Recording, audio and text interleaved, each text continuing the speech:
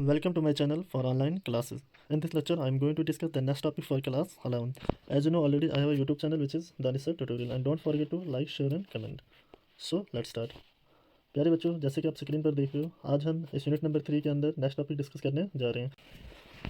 Already मैंने 2-3 topics cover किए हुए हैं जिनकी वीडियोस मेरे चैनल पर अवेलेबल हैं। पहले आप उन वीडियोस को देखें, उसके बाद ही फिर आप इस वीडियो को देखें और कोशिश करें मैक्सिमम से मैक्सिमम स्टूडेंट्स तक मेरी इन वीडियोस को पहुंचाएं सो दैट कि सभी बच्चे आप मिलकर मेरी वीडियो से बहुत सारा बेनिफिट उठा सकें। शुरू करते हैं। आज हमारा नेक्स्ट टॉपिक है जिसका नाम है disadvantages and impact of not following defined procedure in plumbing work. यानी कि जो भी प्रोसीजर होता है प्लम्बिंग के काम को करने के लिए, इफ़ इन केस अगर आप उसको फॉलो नहीं करते हैं तो उसके क्या क्या डिसएडवांटेजेस होंगे और उसके क्या क्या इम्पैक्ट होंगे। तो ये हमारा टॉपिक है। कोई भी काम जब हमने करना है तो प्रॉपर उसका जो प्रोसीजर होता है उस प्रोसीजर को हमने क्या करना है, फॉलो करना है। नहीं करेंगे तो हमें क्या है, बहुत सारे नुकसान हमें देखने को मिलेंगे। और क्या क्या नुकसान हो सकते हैं, किन किन बातों का हमने ख्याल रखना है, वही हम इस टॉपिक के अंदर सीखने जा रहे हैं। तो जैसे कि इंट्रोडक्शन में लिखा है, not following defined procedure in plumbing sector can have serious consequences. अगर हम जो डिफाइंड प्रोसीजर है उसको फॉलो नहीं करते हैं इस प्लम्बिंग सेक्टर के अंदर तो क्या हो सकता है, उसके बहुत सारे काफ़ी ख़राब नताइज हो सकते हैं, इनके सीरियस कंसिक्वेंसेज हो सकते हैं।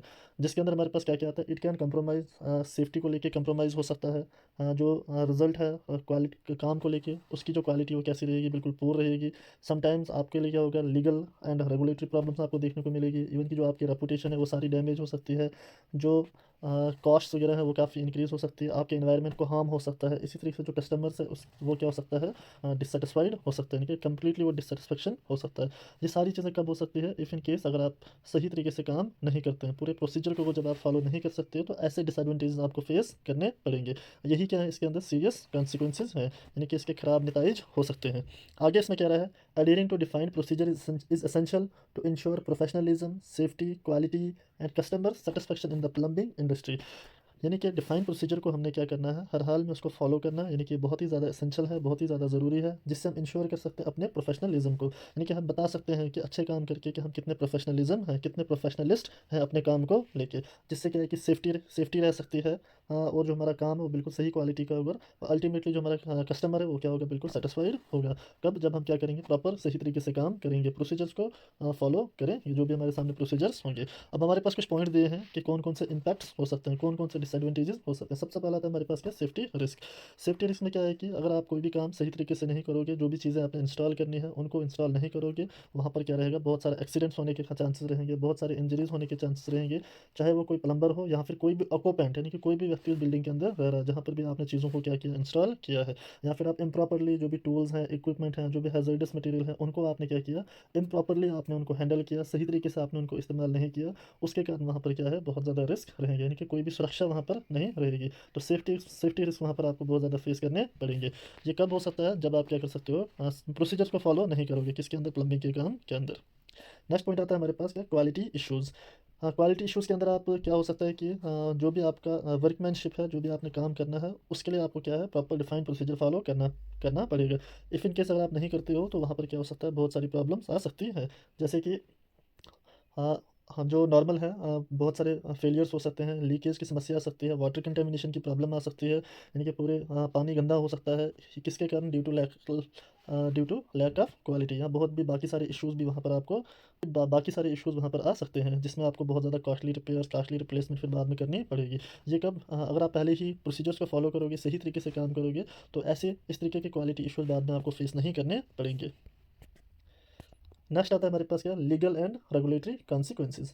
लीगल एंड रेगुलेटरी कॉन्सिक्वेंसेज क्या होता है, यानी कि आप जब भी कहीं काम करते हो, बहुत सारे अलग अलग कंपनीज़ के अंदर आप काम करते हो, उन कंपनीज़ के द्वारा इफ़ इन केस अगर आप उनकी बात नहीं मानते हो तो आपके ऊपर बहुत सारे फाइन्स, बहुत सारी पेनल्टीज़ या फिर लीगल एक्शन भी आपके ऊपर लिया जा सकता है। जिससे क्या है, आपको क्या है, ये शो किया जाएगा कि आपने क्या किया, वायलेशन किया है। किसका वायलेशन किया, जो भी कोड्स है, जो भी रेगुलेशंस थे या जो भी स्टैंडर्ड्स थे वहाँ पर, उनको आपने फॉलो नहीं किया, जिसके कारण बाद में कोई प्रॉब्लम आ गई, कोई फेलियर आ गया, उस फेलियर के अकॉर्डिंगली आपको फाइन या फिर पेनल्टी या फिर लीगल एक्शन आपके ऊपर हो सकता है। अगर आप क्या करते हो, डिफाइंड प्रोसीजर जो भी आपको सिखाया गया उस प्रोसीजर को अगर जब आप फॉलो नहीं करोगे तो इस तरीके का इम्पैक्ट, इस तरीके का डिसएडवांटेज आपको बाद में देखने को मिलेगा।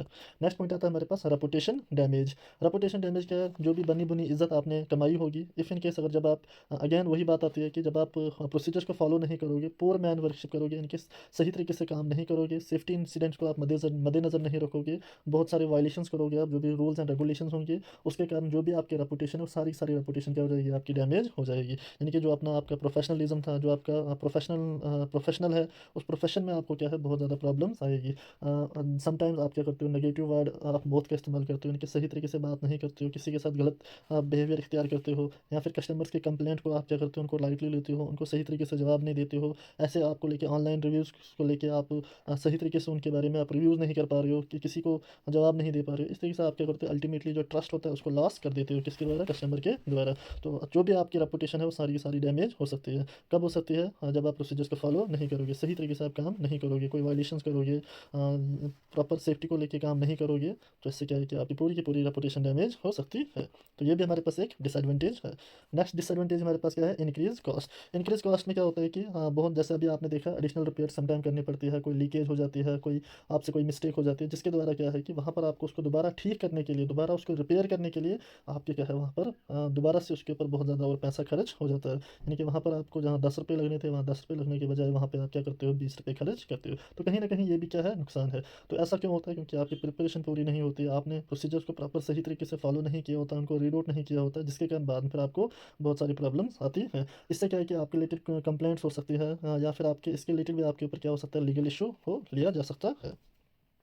लास्ट पॉइंट है हमारे पास इन्वायरमेंटल इम्पैक्ट। इन्वायरमेंटल इम्पैक्ट क्या होता है कि नॉर्मली जो हमारे पास वाटर कंटेमिनेशन होता है, या जो वेस्ट वाटर होता है, उस वेस्ट वाटर को हमें कम्प्लीटली डिस्पोज करना होता है। अगर हम ऐसा नहीं करते हैं तो हमारे वातावरण, हमारे एनवायरनमेंट में भी क्या है बहुत ज़्यादा असर पड़ सकता है, जिससे कारण वाटर पोल्यूशन हो सकता है, वाटर कंटेमिनेशन हो सकता है, साथ साथ ही एयर कंटेमिनेशन हो सकता है, सेडिमेंटेशन हो सकता है, इरोजन हो सकता है। ऐसी बहुत सारी प्रॉब्लम्स हो सकती है जो हमारे एनवायरनमेंट में भी क्या है बहुत ज़्यादा नुकसान पहुँचा सकता है। तो ये था हमारे पास क्या डिसएडवांटेजेस। थोड़ा सा रिवाइज करता हूँ, जिसमें मैंने पहला पॉइंट बताया किसके रिलेटेड, सेफ्टी और इसके रिलेटेड। दूसरा क्या था, क्वालिटी इशू। और तीसरा पॉइंट क्या था हमारे पास, लीगल एंड रेगुलेटरी कॉन्सिक्वेंसेज। और फोर्थ क्या था, रेपुटेशन डैमेज। और फिफ्थ क्या था, इंक्रीज्ड कॉस्ट। और लास्ट क्या था हमारे पास, एनवायरमेंटल इम्पैक्ट। ये सारे के सारे क्या है हमारे पास, डिसएडवांटेजेस हैं। ये डिसएडवांटेजेस कब हो सकते हैं, या ये इम्पैक्ट कब हो सकते हैं, जब हम क्या करते हैं, सही तरीके से प्रोसीजर्स को फॉलो नहीं करते हैं, किसके अंदर, प्लम्बिंग के काम के अंदर।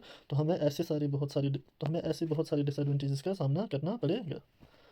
तो ये था हमारे पास छोटा सा लेक्चर, छोटा सा टॉपिक। तो आज का इतना ही। So thank you so much and wish you all the best.